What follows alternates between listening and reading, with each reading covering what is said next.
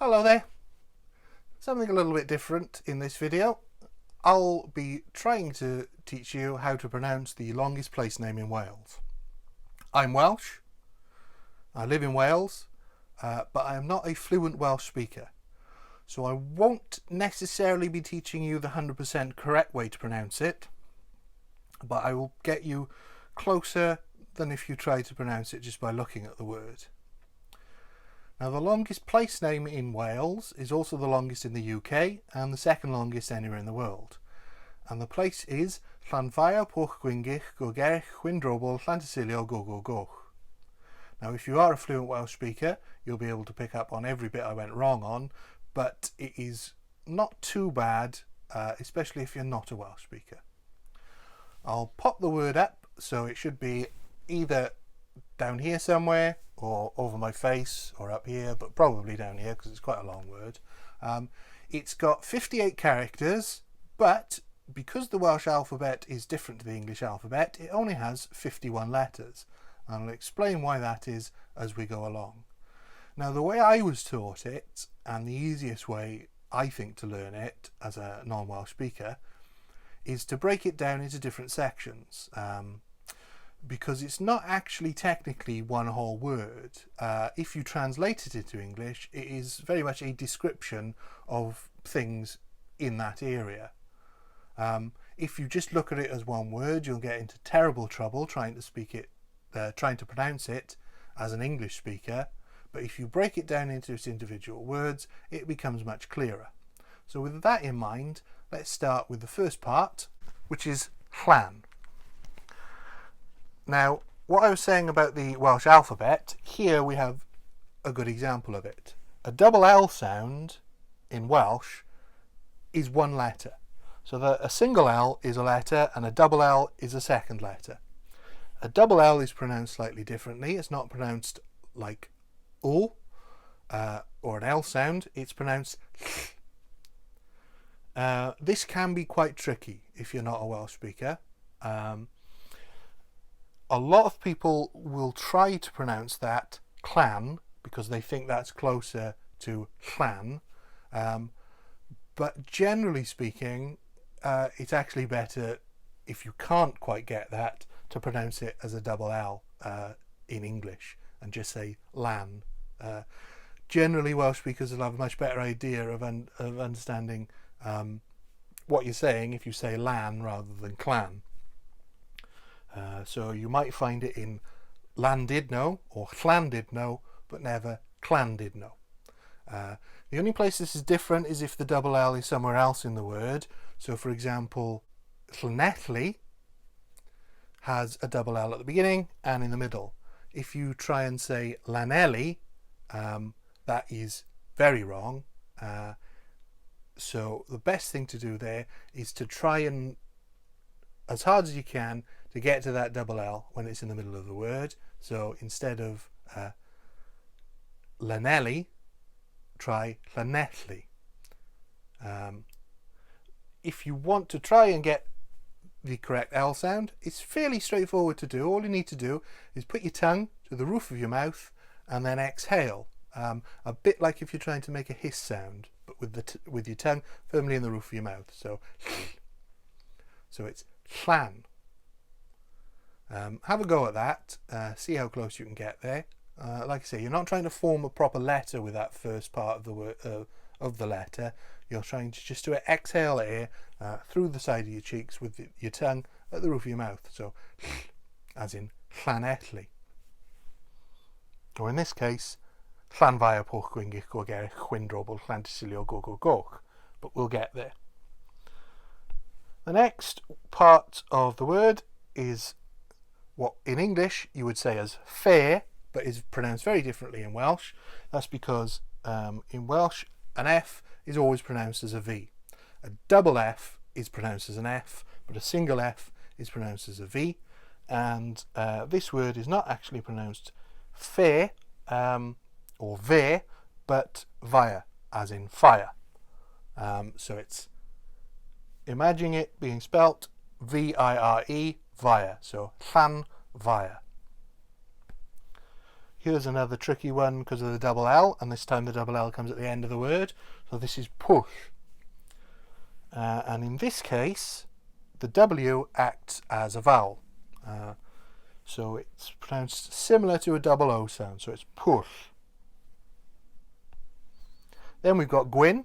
Should be fairly straightforward to most English speakers, as it's pronounced the same way as you might pronounce the name Gwyn, as in Fred Gwyn or Gwyneth Paltrow. So that's just Gwyn.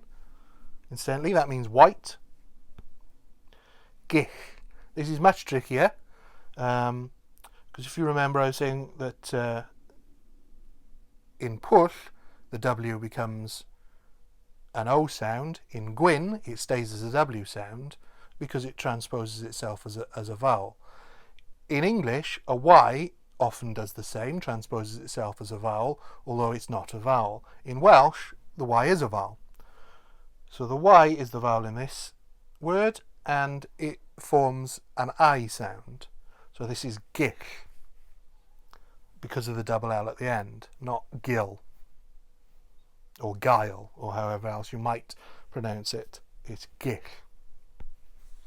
Now this is one that's going to get me into trouble with fluent Welsh speakers, because this is not how this word is supposed to be broken down. The CH here, again, is a separate letter in the Welsh alphabet. It's not pronounced as a ch sound, it's pronounced as a ch sound, as in, I guess, loch, as you would say loch. You wouldn't say loch, Loch Ness, you would say loch, and it's pronounced the same in Welsh.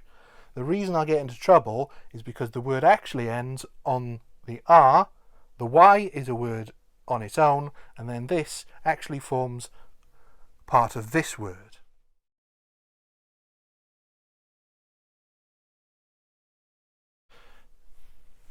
So this is Gogerych, is how I would say it. Now I know that's wrong, and like I said, that's going to get me into trouble with Welsh speakers, as it should be Goge, and I should be rolling my R's as well. Now that's another thing in Welsh. You often find that you have to roll your R's. I can't do it, so I struggle. So it should be Gogerych, and then this becomes part of the next word. But like I said, that can be quite tricky. So when we get on to the next word, we'll have a go at it with and without the CH at the beginning of that word. But I would say Gogerych. So it will be Llan Poch Gwyn Gogerych. Gwyn, again, very difficult to say because it appears there's no vowels. You have to roll the R. The Y sounds like an I,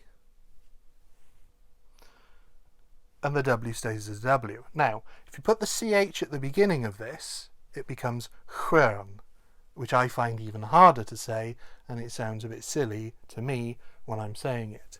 As part of the full place name, I think you can just about get away with it by cheating it. So it's Llan Poch Gwyn Gogerych, Gwyn Drobol, Tysilio Gogogoch. If you say it quick enough, it does have a sort of rhythm to it that allows you to just about fudge your way through it. But you really should be saying it with the CH in the front.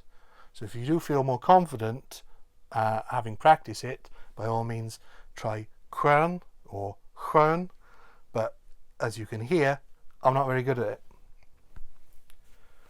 And the next one is fairly straightforward based on what we've seen before.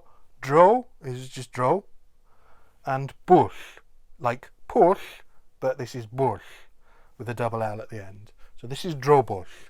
Llan Poch Gwyn Gogerych Gwyn Drobush.